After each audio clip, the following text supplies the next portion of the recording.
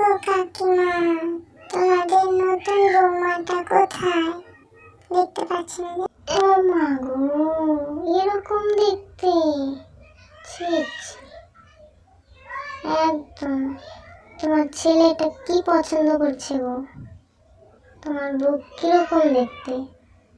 একদম গাইয়া ভূত। কই গো, শুনছো? ভাত দাও। কি গো, মন খারাপ করে দাঁড়া আছো কেন? কি হয়েছে? মা আমার সাথে যেন কেমন আচরণগুলো করতেছে। পাড়ার লোকগুলো এসে আমার সাথে জানো তার কথা শুনে যাচ্ছে। আমার বাবা মাকে নিয়ে কথা বলছে। মা আমার সাথে এমন ব্যবহার কেন করছে বলো তো?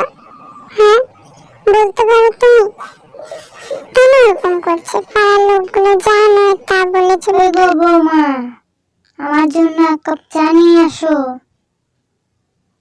কই গো বৌমা, শুনছো না? হ্যাঁ, আসছি মা, আসছি। চা।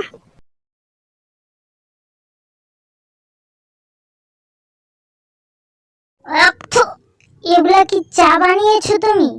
হ্যাঁ, তোমার মা বাবা কি তোমাকে চাটা বানানো শেখায়নি?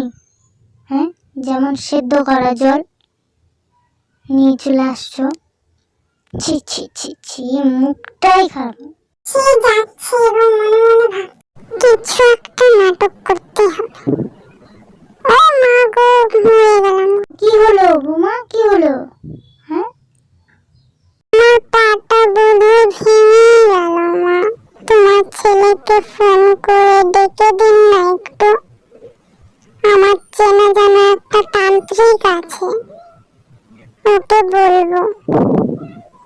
একটু ডেকে দিন না মা, প্লিজ একটু ডেকে দিন। ফোন করে একটু ডাকুন না।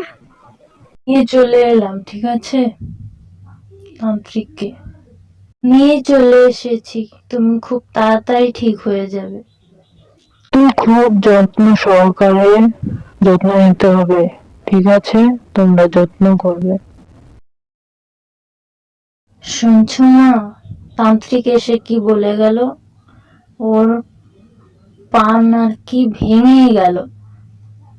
তো একটা কাজের লোকের দরকার, তাই না বাবা? একটা কাজের লোক রেখে দিতে হবে যত্ন করার জন্য। কি বলছো মা? তোমার জন্যই তো কাজের লোকগুলো চলে গেল, আবার বলছো কাজের লোক আনতে আসবে ওরা? কেন, তুমি আছো না? তুমি করবা? ওর পাটা ভেঙে গেল দেখে তো, নয়তো তো ওই করতো। আমি আসছি মা, ওকে দেখে রেখো, ঠিক আছে? খেয়াল রেখো। মা, আমাকে এক গ্লাস জুস দেবে? আনছি বৌমা। মা, একটু আমার ঘরটা পরিষ্কার করে দিন না, অনেক নোংরা হয়ে গেল। বৌমা, আমি আর পারছি না গো, আমি একটু বিশ্রাম করতে চাই। ঘর পরিষ্কার হয়ে গেল।